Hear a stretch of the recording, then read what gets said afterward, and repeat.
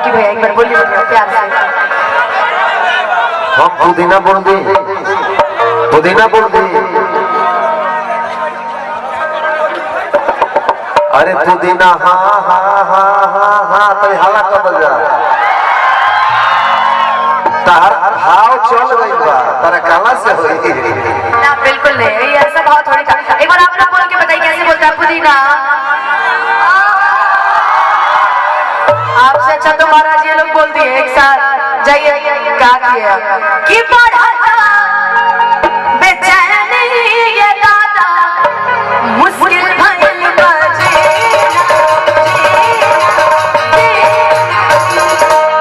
अब पुदीना भइल बा तो पुदीना नियन हल्ला तालियों भी तो बजे के चाहिए कि लगे कि हाँ बड़ बड़ पवन सिंह जी के गाना है।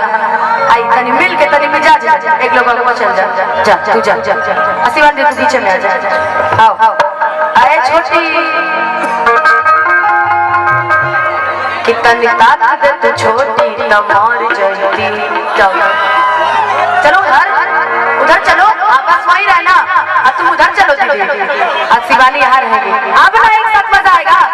ले लो पुदीना ले लो पुदीना ले लो पुदीना ले लो पुदीना ले लो पुदीना गलिया के हसीना ले लो पुदीना ले लो पुदीना आई बानी तोहरा गलिया एने बारू हमर ललिया देखा ना यह रहबा के पैसा भइल बा हलिया बढ़ा बेचैनी ये दादा मुश्किल भइल बा।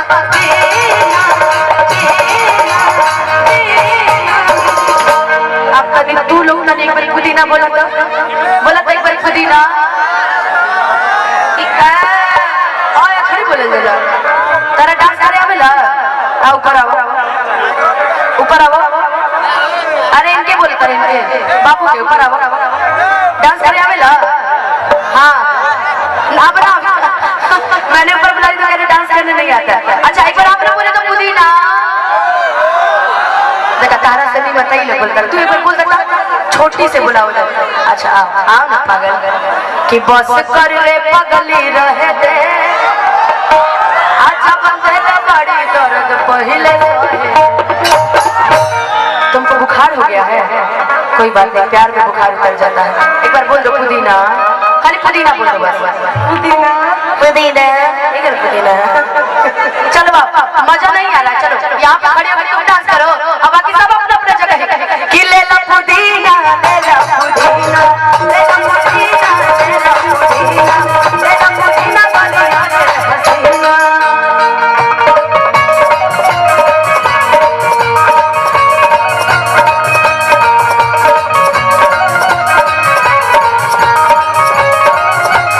ए भैया भारत जब बाल सैया लागत का बाल सैया बगली से निकाल सैया उड़ा बजरू मार सैया हाथ तोरे भैया डोले नदिया के बीचे जैसे नैया डोले वो सही मोर सैया डोले।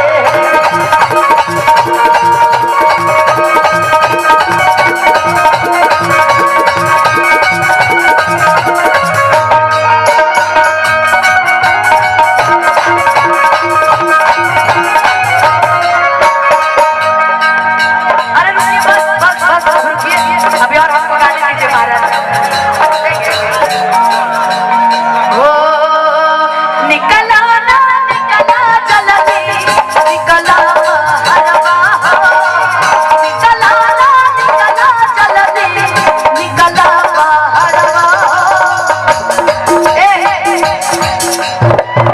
मान के चलिए कि मैं इनके लिए गाना गा रही हूँ। अब मैं इनको जब गाऊंगी तो ये मुझे मनाएंगे ना मनाएंगे ना तो मनाने के लिए इनको डांस करना पड़ेगा। अब कहेंगे यहाँ पे डांस नहीं आता है और कहेंगे यहाँ पे डांस नहीं आता है। अच्छा ठीक है जरा हाथ में दोनों उठा के हम बता देना डांस कैसे करते जैसे लग रहा हम बंदूक तान दिए इनके ऊपर। इधर आइए देखिए ये देखिए भाव हम आपको भाव सिखाते हैं। ठीक है भैया भाव सिखा रहे हैं कि एक पैर आगे आगे आगे आगे ये वाला नहीं हाउ वाला। हाँ एक हाथ कमर पर एक हाथ ठीक है ना। अच्छा नहीं अरे भाभी मारेंगे नहीं मारेंगे, हम है ना। चलिए एक हाथ कमर पे, अभी राजेश भैया को भी लेके आएंगे, चिंता नहीं कीजिए। नहीं बारी बारी समझा कीजिए। चलिए एक हाथ कमर पे, पैर आगे करिए। हाँ एक हाथ कमर पे कि निकला ना निकला चल ले, निकला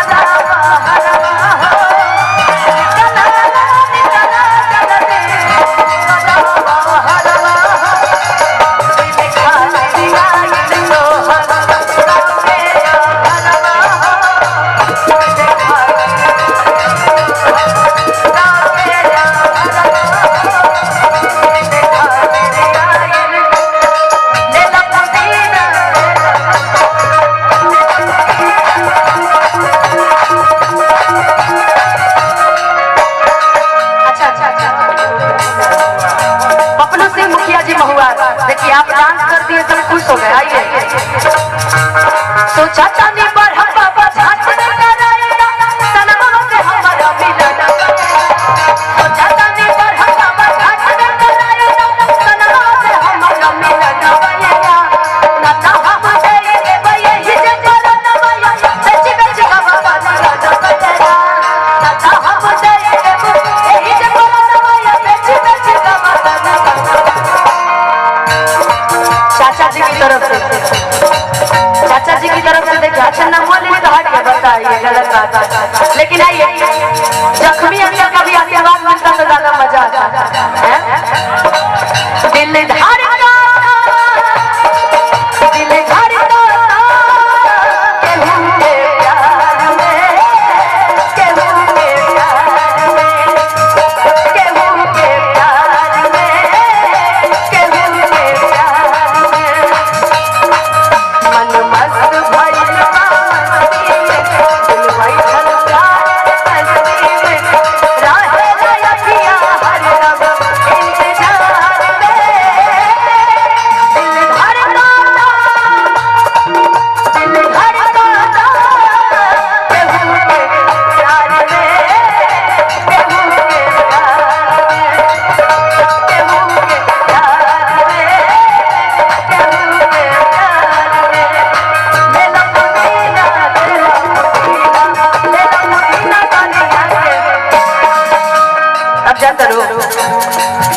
भाभी आती हो भाव देना।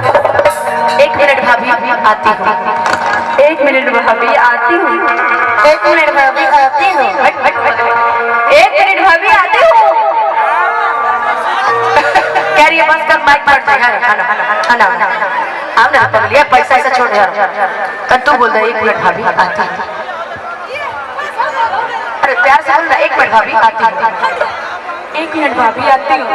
हाँ यार कि काहे लायल बड़ा मिले हो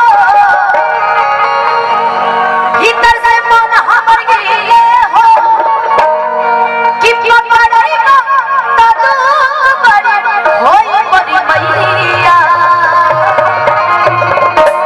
अंजलि चाचा अगर इसमें एक और गाना डाल दिया जाए बढ़िया लगेगा कि कहाँ बितवला ना तू रतिया कहाँ बितवला ना, कहाँ बितवला रतिया हमारा सबला सबला रतिया कहाँ बितवला रतिया हमारा सबला सबला रतिया कहाँ बितवला। काहे लाया बड़ा मिले हो भीतर से कौन हो गिले हो, काहे लाया बड़ा मिले हो भीतर से कौन हो गिले हो, कहेगा तू बड़ी होई मैया। अब कहाँ गए हमारे राधे श्याम भैया कि जाए नीरदैया। शैलेश यादव जी बागी बलिया इधर आओ।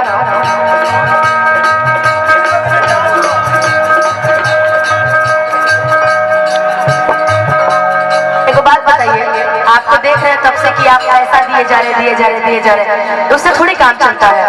हम आपके कहने पे यहाँ आए हैं तो एक झुमका तो इनका बना। अरे अरे अरे अरे ऐसे कैसे चले जाएंगे आप? आपके कहने पे हम सारा कार्यक्रम कैसे किए पता है ना कि यूपी वाला ठुमका लगा हीरो जैसे नाच के देखा।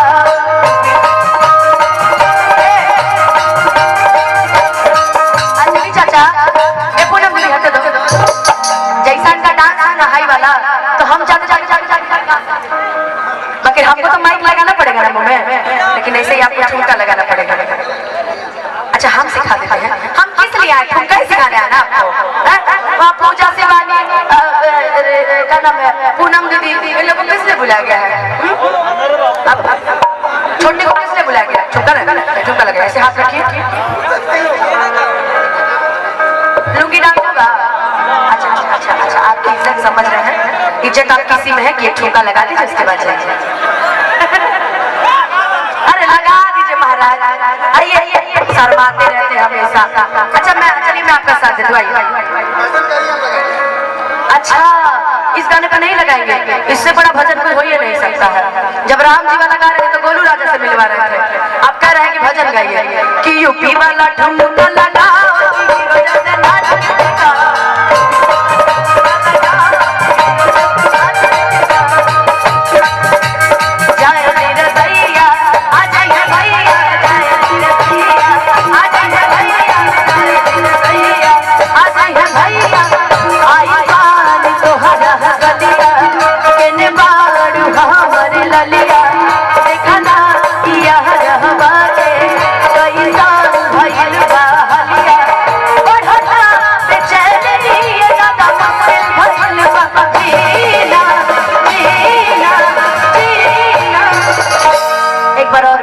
पुदीना एक अब हमारे से पुदीना मत कहो ना, अब तो हम ये कहो कि कटहर के कोआ ले लो। अब अनुपमा जी के बड़ा अच्छा कार्यक्रम हो रहा है। राधेश्याम बाबा हेठार के दिल जीते खातिर आई बारी, तनी को गड़गड़ा के ताली बजा दो। एक बाद हम बोला रहल बानी गोलू राजा आई पुदीना